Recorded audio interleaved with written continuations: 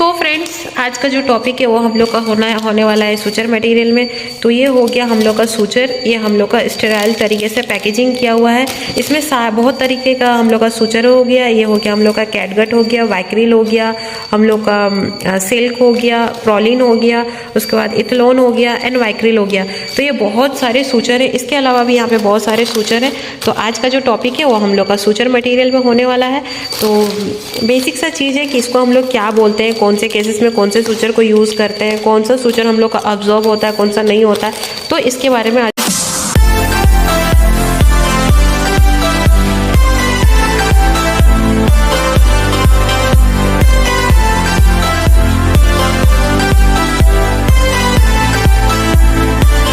Hello friends, good morning, welcome back to our YouTube channel the surgical medi master.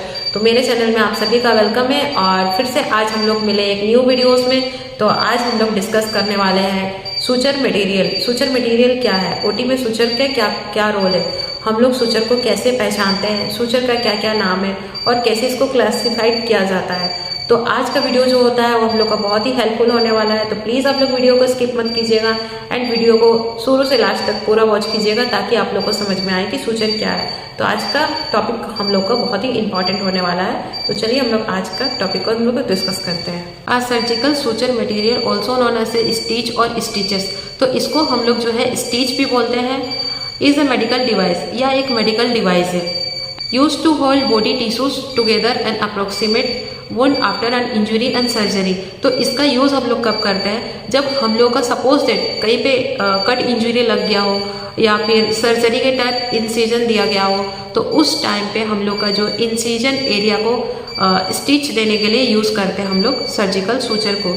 मतलब दो wound को, अगर हम लोग का घाव बहुत ज़्यादा ही गहरा हो और वो हम लोग का अगर बाय मिस्टेक इंजरी कहीं से हो गया हो, कट इंजरी लग गया हो या फिर सर्जरी के टाइम बहुत सारे इंसिजन दिया जाता है, तो वो सबको हम लोग ठीक करने के लिए, वुंड को ठीक करने के लिए और बॉडी टिश्यूज को जो होता है होल्ड करने के लिए हम लोग सूचर का यूज़ करते हैं कि हम लोग के बॉडी में जो वुंड है वो भी ठीक हो जाए और जो बॉडी में हम लोग का जो टिश्यूज है वो भी अच्छे से ज्वाइन हो जाए। तो इसके लिए हम लोग का सबसे मेन पार्ट जो होता है वो सूचर का रोल होता है। तो आज डिटेल में हम लोग इसी को जानेंगे। अभी इतना डेफिनेशन तो हम लोग समझ गए, अभी आगे हम लोग जानते हैं कि इसका कितना टाइप है, मतलब इसको कितने भागों में डिवाइडेड किया गया है, इसका कितना क्लासिफाइड है। तो they are mainly two types. सबसे पहले हम लोग जानेंगे कि ये टू टाइप्स का होता है। अब टू टाइप्स कौन कौन सा है, फर्स्ट आता है इसका हम लोग का होता है observable suture material and second होता है हम लोग का नॉन ऑब्जर्वेबल सूचर मटेरियल। तो ऑब्जर्वेबल सूचर मटेरियल क्या है, अब सबसे पहले हम लोग को जानना है कि ऑब्जर्वेबल सूचर मटेरियल क्या है, कि दो भागों में अगर सूचर को हम लोग को क्लासिफाइड किया गया है तो वो ऑब्जर्वेबल क्या होता है और नॉन ऑब्जर्वेबल क्या होता है। तो चलिए अभी हम लोग जानते हैं सबसे पहले ऑब्जर्वेबल सूचर मटेरियल का डेफिनेशन, ताकि हम लोग समझ पाए कि ऑब्जर्वेबल सूचर मटेरियल कौन है और नॉन ऑब्जर्वेबल सूचर मटेरियल कौन सा है। तो फ्रेंड्स, अभी हम लोग जानते हैं कि ऑब्जर्वेबल सूचर मटेरियल का डेफिनेशन क्या है, क्योंकि हम लोग को सबसे पहले ये समझना बहुत जरूरी है कि ऑब्जर्वेबल सूचर मटेरियल होता क्या है। तो सबसे पहले हम लोग जानते हैं इसका डेफिनेशन। तो इसका डेफिनेशन जो होता है वो है observe by the body tissues over a period after use deeper tissues and don't required remove. मतलब ऑब्जर्वेबल सूचर मटेरियल होता क्या है कि एक्चुअल में जो ऑब्जर्वेबल सूचर मटेरियल है जिसका यूज हम लोग कट इंजरी या हम लोग इंसिजन एरिया में जो यूज करते हैं इस सूचर का, तो उसके बाद ये जो हम लोग का बॉडी में एब्जॉर्ब हो जाता है, मतलब हम लोग के बॉडी में पूरे तरीके से घुल जाता है, मतलब इसको हम लोग और फिर रिमूव नहीं कर सकते। ये होता है ऑब्जर्वेबल सूचर मटेरियल जो हम लोग के बॉडी में पूरे तरीके से मिल जाता है।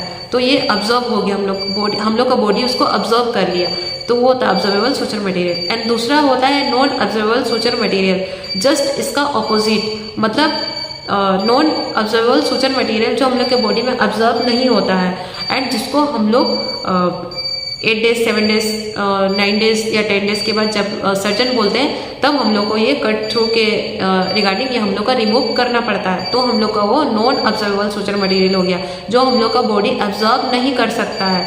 तो अभी हम लोग जानेंगे नॉन ऑब्जर्वेबल सूचर मटेरियल क्या है। Non observable suture material do not dissolved and remain in the body.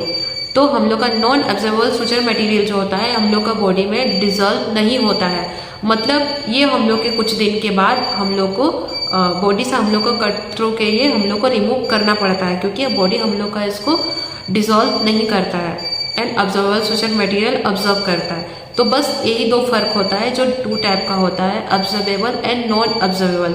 तो ये दो क्लासिफाइड जो हम लोग अभी समझ गए, ऑब्जर्वेबल एंड नॉन ऑब्जर्वेबल।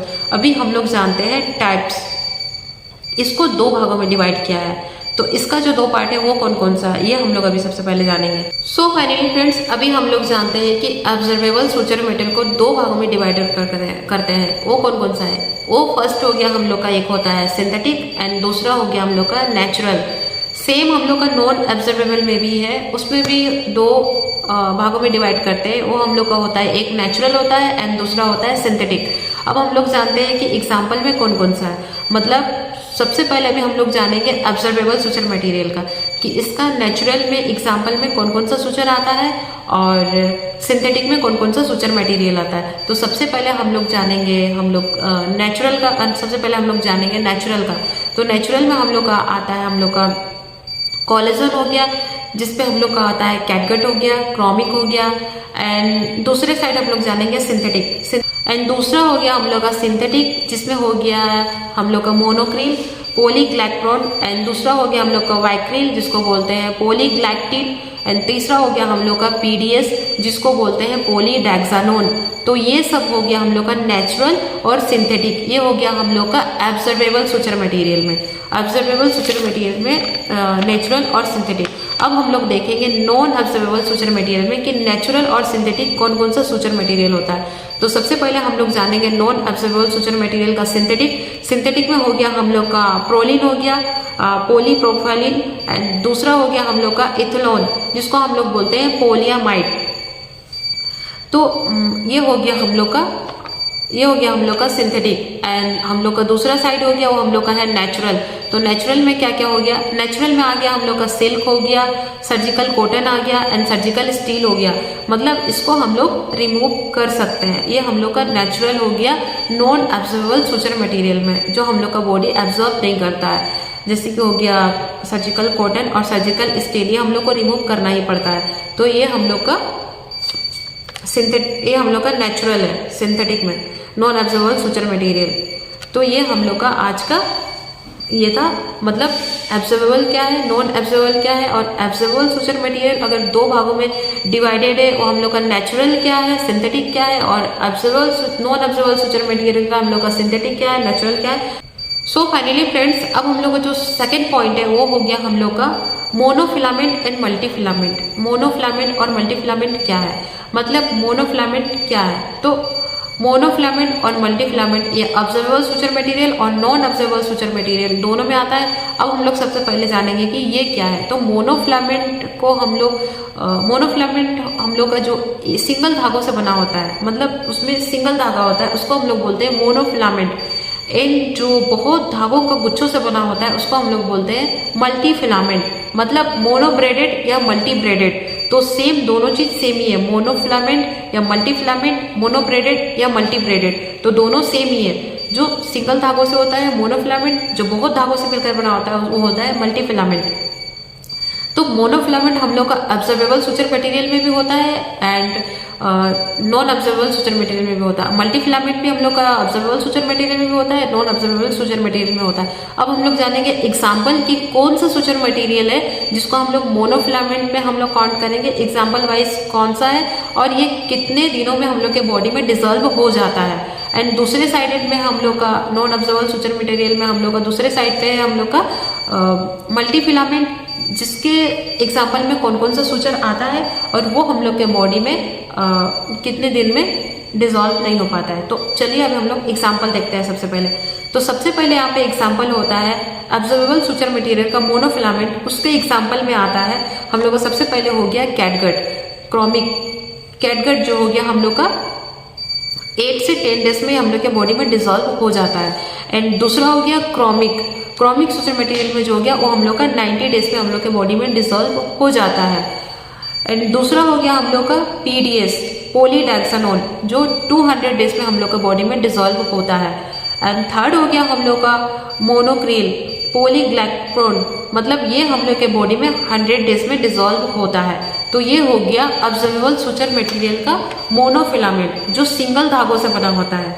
अब हम लोग देखेंगे मल्टी फिलामेंट जो बहुत धागों से बना होता है। तो मल्टी फिलामेंट का जो एग्जाम्पल होता है वो हो गया वाइक्रिल रैपिड पॉलीग्लैक्टिन, ये हम लोग का 42 डेज में डिसॉल्व होता है। अब हम लोग जानेंगे नॉन ऑब्जर्वेबल सुचर मटेरियल, इसका मोनोफिलामेंट क्या है और मल्टी फिलामेंट क्या है। तो नॉन ऑब्जर्वेबल सुचर मटेरियल का जो मोनोफिलामेंट है उसका एग्जाम्पल है, तो हम लोग का नॉन ऑब्जर्वेबल सुचर मटेरियल में जो है मोनोफिलामेंट में वो हम लोग का हो गया पॉलीविनाइलिडिन फ्लोराइड PBDF, एंड दूसरा हो गया हम लोग का प्रोलिन पॉलीप्रोपोलिन, एंड तीसरा हो गया हम लोग का नाइलॉन पोलियामाइड, एंड इसका हम लोग का हो गया मल्टी फिलामेंट। तो मल्टी फिलामेंट के एग्जाम्पल में हो गया हम लोग का पॉलिस्टर, एंड दूसरा हो गया हम लोग का सिल्क। तो ये हो गया हम लोग का नॉन ऑब्जर्वेबल सुचर मटेरियल का monofilament and multi filament. Monofilament क्या है एंड मल्टी फिलामेंट क्या है। और अभी हम लोग जानेंगे बहुत से सूचर अभी हम लोग देखते हैं सूचर को। तो ये जो सूचर होता है ये हम लोग का स्टेराइल होता है, मतलब जब भी हम लोग का केस में हम लोग का टेबल पे ये देना होता है तो हम लोग को ये स्टेराइल तरीके से देना पड़ता है क्योंकि ये सर्जरी में यूज होता है। अभी बहुत सारे चीजें होते हैं जो इसके अंदर हम लोग को दिया होता है, मतलब इसमें अभी क्या है हम लोग का ये दिया हुआ है कि इसमें निडल का साइजेस क्या है, निडल हम लोग का कौन सा है, कटिंग बॉडी है, रॉड बॉडी है, या फिर ये कितने सेंटीमीटर का है वो भी इसमें दिया हुआ है। इसका जो नंबर होता है 20 है, 10 है, 0 नंबर है, 1 नंबर है। तो जितना भी नंबर इसमें मेंशन किया हो, जब हम लोग को जो भी सूचर मांगा जाता है 10 या 20 या 30, 40, 50 जितना भी हो, तो ये हम लोग का अगर बोला जाता है राउंड बॉडी तो राउंड बॉडी, कटिंग बॉडी तो कटिंग बॉडी, इसमें सारा चीज दिया होता है। अगर हम लोग का इस सूचर में अगर RC दिया हो तो उसका मतलब होता है रिवर्स कटिंग, अगर RB दिया होता है और राउंड बॉडी। तो ये सब हम लोग को देख के इस सूचर को ओपन करना रहता है, जो हम लोग का सारे सूचर के पीछे ही मेंशन किया रहता है। ये हम लोग का हर सूचर में होता है, चाहे वो वाइक्रिल हो गया, चाहे वो हम लोग का इथेनॉल हो गया है, इसके भी पीछे हम लोग का दिया हुआ रहता है, जिसमें इसमें हम लोग का दिया हुआ है कटिंग। तो इसका निडल जैसे ये 20 का कटिंग दिया हुआ, तो हम लोग निडल से भी पहचान सकते हैं कि इसका जो निडल है वो बहुत हम लोग का शार्प दिख रहा है, मतलब ये कटिंग है। तो हम लोग इसको पहचानने का अलग अलग तरीका होता है, इसमें हम लोग का सारा कुछ मेंशन किया रहता है। इसका हम लोग का एक नंबर बेच होता है, जैसे हम लोग का इथेनॉल का हो गया 3336, ये हम लोग का कोड भी याद रखना बहुत जरूरी होता है। हम लोग का वाइक्रिल का हो गया, जिसमें हम लोग का इसमें वाइक्रिल का दिखा रहा 2317, तो ये हम लोग का कोड होता है। वाइक्रिल का कोड हो गया, इथेनॉल का कोड होता है, तो ये कोड हम लोग को जानना जरूरी होता है। इसमें हम लोग को पता चलता है कि कौन सा सूचर देना है और कौन से सूचर में कोड बोलने से ही पता चलता है कि सूचर कौन सा देना है। और इस सूचर में ही हम लोग का सब कुछ डिटेल में मेंशन किया रहता है। आई होप कि आज का वीडियो बहुत ही ज़्यादा इंटरेस्टिंग था, एंड नेक्स्ट वीडियो मेरा और भी ज़्यादा इंटरेस्टिंग हो, तो इसके लिए आप लोग को मेरा वीडियो पहले वॉच करना होगा। मेरे वीडियो में बहुत ज़्यादा व्यूज़ आना होगा, तभी मैं दूसरे वीडियोस को जल्दी मैं अपलोड करूंगी। तो आई होप कि मेरा वीडियोस आप लोग के लिए बहुत ही ज़्यादा हेल्पफुल होगा। तो प्लीज़ मेरे वीडियोस को आप लोग फुल वॉच कीजिए, एंड नेक्स्ट वीडियो किस टॉपिक पे बनाना है इसको भी आप लोग कमेंट सेक्शन में कमेंट कीजिए, ताकि मैं नेक्स्ट टॉपिक को भी उसी तरीके से मैं रेडी कर पाऊँ। और प्लीज़ मेरे चैनल को सपोर्ट कीजिए, एंड वीडियोस अगर अच्छा लगे तो वीडियोस को प्लीज़ लाइक शेयर कमेंट कीजिए, एंड चैनल पे नया है तो प्लीज़ चैनल को सब्सक्राइब कर दीजिए। Bye bye, take care.